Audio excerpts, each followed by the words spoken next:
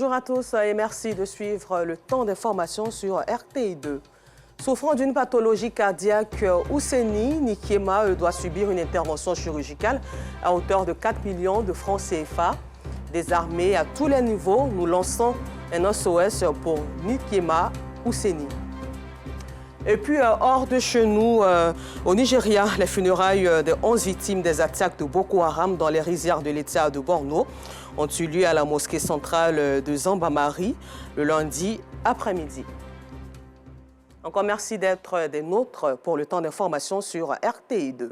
Ousseini Nikiema, 58 ans, souffre d'une pathologie cardiaque qui l'affaiblit au fil du temps. Autrefois important soutien financier de sa famille, aujourd'hui a du mal à s'offrir les frais de l'intervention chirurgicale à hauteur de 4 millions de francs CFA parce que invalide.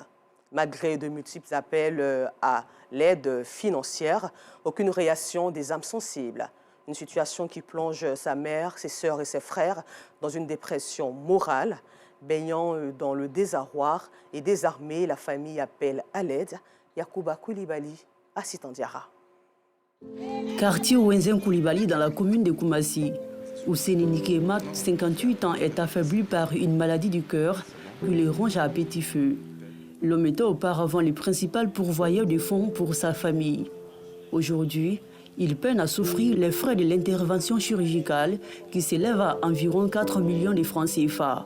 Et ce, après les diagnostics médicaux effectués depuis 2019. En 2019, là, j'ai fait un vrai bilan sur le cœur. Et puis j'ai vu, le docteur m'a dit que toi, ton cas, il faut suivre une opération. Ton cas est vraiment, c'est pas bon. On peut te donner les médicaments, juste les calmants, mais ça ne peut pas te guérir. Il était abattu. Il dit, il faut faire opération. Et puis, opération du cœur, ça fait peur. Dans le temps, c'est moi, je m'occupais tout de la famille. Voilà. Et puis, un sac de riz, donner de l'argent, on préparait pour la vieille. La famille est à 14 personnes. C'est moi, je prenais soin de... Mais maintenant, là, c'est compliqué. Ousseini est moralement abattu. Pour le réconforter par moments, sa mère, sa sœur aînée et son frère cadet sont à son chevet.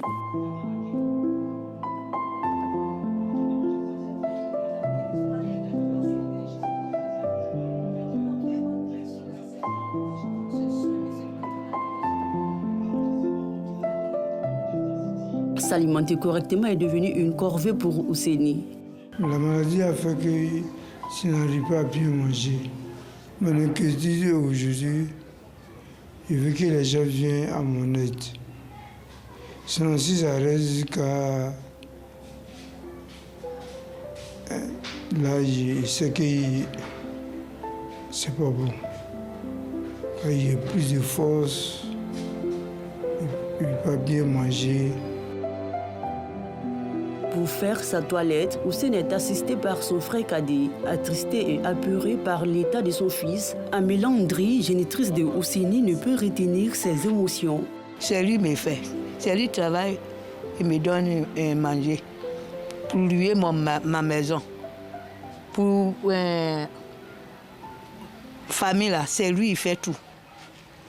Voilà lui là à la maison. Comment je vais faire? On a fait jusqu'à où est l'argent que je vais trouver pour faire l'opération. L'opération, on dit 4 millions. Où je vais trouver 4 millions. Mon fils, il est fatigué. Que je dors dedans comme ça, là.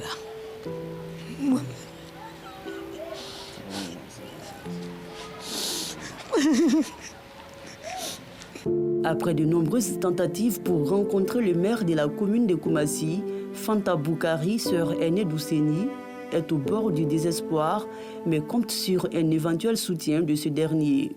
Ça fait 5 ans qu'il souffre beaucoup même. Et nous n'avons pas les moyens. Nous ne pouvons pas avoir les 4 millions et puis aller opérer mon frère.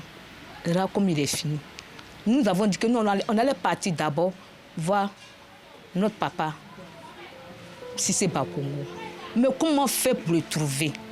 Je sais que si il nous voit,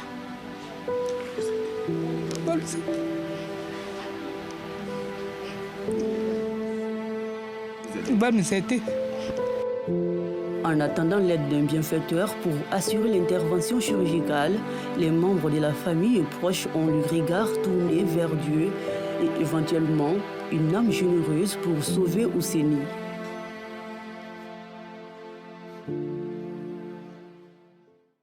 Courage à la famille et SOS toujours pour Ousseni Nikema.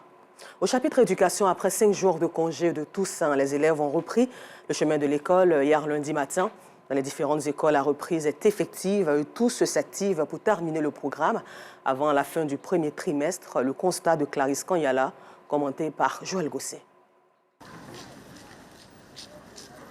Il est 7h30 quand les élèves du groupe scolaire de Plateau Nord dans la commune de Cocody reprennent d'assaut l'enceinte de leur établissement après les vacances de la Toussaint. Comme tous les lundis, ils retrouvent au drapeau leurs enseignants, éducateurs et les inspecteurs pour le salut aux couleurs. Dans l'ordre et la discipline, tous entonnent l'hymne national l'abidjanaise.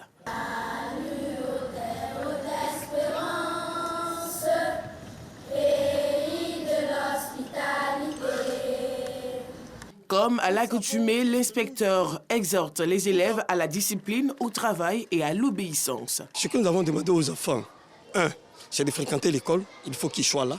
Ils doivent être ponctuels. Ils doivent être propres, bien habillés, entretenir leurs documents didactiques, leurs documents pédagogiques. Et ils doivent suivre les consignes des maîtres et des maîtresses. Après le salut aux couleurs, c'est avec enthousiasme que les apprenants regagnent les classes. Dans les salles, l'heure est au balayage pour certains et à la révision pour d'autres. Je suis très heureuse de reprendre les cours. J'ai fait mon exercice à mon maître de maison. Je suis venue montrer à ma maîtresse comme j'ai étudié, je lis. Et avant d'aller en congé, je leur avais dit qu'on allait commencer l'écriture. Et les congés, ce n'était pas seulement pour regarder les desclopes des petits, mais aussi apprendre à s'exercer, à travailler. Donc ce matin, ils sont prêts. Autre commune, autre établissement.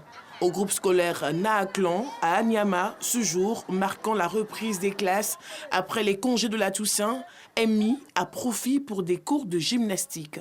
On n'a pas fait des premiers jours, il faut qu'on accélère pour aller plus vite. Actuellement, quand on n'a pas assez de temps, on nous dit d'arrêter le programme fin avril. Donc pour le moment, il faut qu'on accélère avec les enfants. Dans les salles de classe, apprenants et enseignants sont au travail. Dans cette classe de 3e se tient un nouveau cours d'anglais. La fondatrice de l'établissement rassure quant au bon déroulement du premier trimestre prévu de s'achever dans quelques semaines. Je suis passée dans les classes d'examen pour les encourager à bien travailler parce que ce n'est pas à la fin de l'année qu'on prépare l'examen. L'examen commence dès le premier jour de la rentrée. Très bientôt, nous aurons notre premier trimestre et je pense que ça se passe bien. Il n'y a pas de problème. En attendant les congés de fin d'année qui débutent le mercredi 20 décembre 2023, enseignants et responsables d'établissements sont mobilisés pour relever les défis liés au premier trimestre. Objectif, assurer de meilleurs résultats aux apprenants. Dans la commune d'Adjamé, des individus sans foi ni loi imposent des tasses aux commerçants qui transportent des bagages. Lorsque ces derniers refusent de payer la somme demandée, ils les empêchent de vaquer à leurs occupations. Fatigués donc de cette situation, commerçants et pousseurs de brouettes lancent un cri de cœur aux autorités compétentes pour mettre fin à ce racket à ciel ouvert. Assistant Diarra, en Jago. Commune d'Adjamé, marché Gouro. Cet homme vêtu en pullover bleu a pour unique activité le racket. Il oblige tous les commerçants en possession de bagages de lui verser de l'argent. Mais il n'est pas seul dans son forfait. Ses complices ont pris la fuite à la vue de notre caméra. Ces hommes sans foi ni loi forment des sous-groupes à chaque carrefour du marché d'Adjamé. Impossible de refuser de payer leurs taxes imposées. Ils deviennent tout de suite menaçants. ils vont jusqu'à vous empêcher de vaquer à vos occupations. Quand on passe là, on demande l'argent. On ne sait pas pourquoi. Nous-mêmes, on sait ça pour savoir pourquoi. Le temps, là, on n'a qu'à faire quelque chose pour arrêter. Ces individus opèrent aux yeux de tous et personne n'a le courage de les affronter. Il est difficile pour certains commerçants de faire de bonnes affaires dans ces conditions. Quand on prend bagage, on donne 100 francs. Si tu n'as pas donné 100 francs, là, il ne veut pas. Quand tu t'en vas là, si on dit 1 à 50 là, les clients là parlent. Que Orange là c'est sorti, c'est là on dit ah dépense qu'on fait là, ça pour ça on fait. Les commerçants ne sont pas les seuls à subir le joug de ces bandits. Les pousseurs de brouettes sont harcelés tout au long de la journée par cet homme et ses collaborateurs. On n'a pas la paix même dans les mains parce qu'une fois que tu passes à l'intérieur du marché, seulement il dit c'est 100 francs. Tu sors, tu payes 100 francs. Une fois que tu apparais dans le brouette, seulement tu payes 100 francs. En tout cas, bon, on ne sait pas c'est pourquoi ils font ça. Si c'est le propriétaire du gars ou le chef du marché qui dit que non, ils n'ont qu'à prendre les 100 francs, nous on ne sait pas. C'est trop emmerdant en fait. L'homme a déserté les lieux lorsqu'il aperçoit notre équipe de tournage. Selon des témoins qui ont préféré garder l'anonymat à cause des représailles du clan, cela fait plus d'une dizaine d'années que cette situation perdure. Ils espèrent l'intervention des autorités compétentes pour mettre fin au règne de ces malfrats.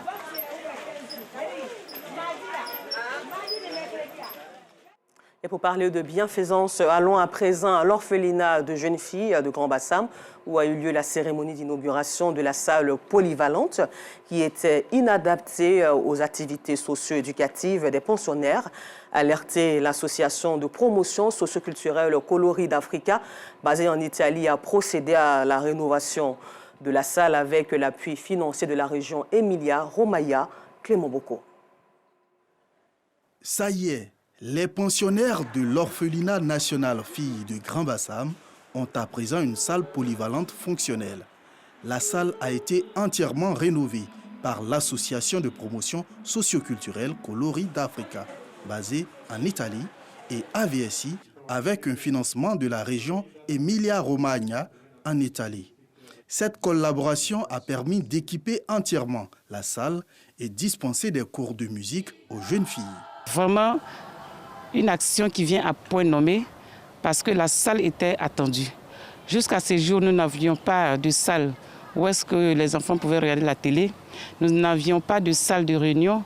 Nous n'avions pas de salle où vraiment accueillir un grand nombre d'enfants pour mener des activités socio-éducatives.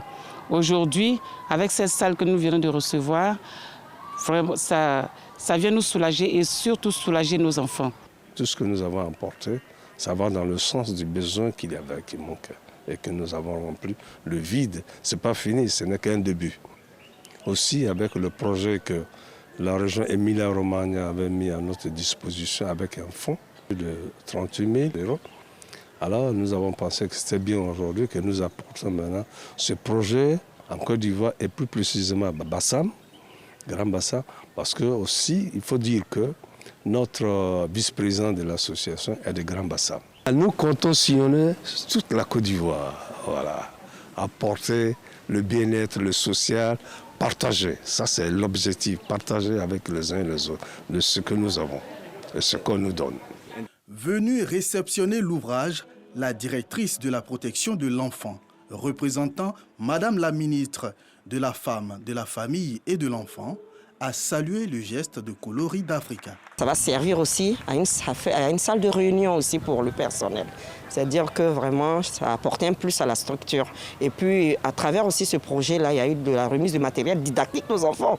Ça va contribuer également, je vais dire, à leur épanouissement au niveau cognitif. L'association Coloris d'Africa, APS, existe depuis 2008 et est basée à Parma, en Italie, où elle pose régulièrement des actions dans le social et en faveur de la promotion socio-culturelle. Nous vous le disions en titre, hors de chez nous au Nigeria, les funérailles de 11 victimes des attaques de Boko Haram dans les rizières de l'État de Borno ont eu lieu à la mosquée centrale de Zambamari hier lundi après-midi. Et pour terminer ce temps d'information, sachez qu'au Proche-Orient, Israël dit prendre la responsabilité générale de la sécurité à Gaza et prévient que le cessez-le-feu demandé par l'ONU ne sera aucunement respecté. C'est la fin de ce temps d'information. Encore merci à vous de nous avoir suivis et bonne suite de programme sur RTI2.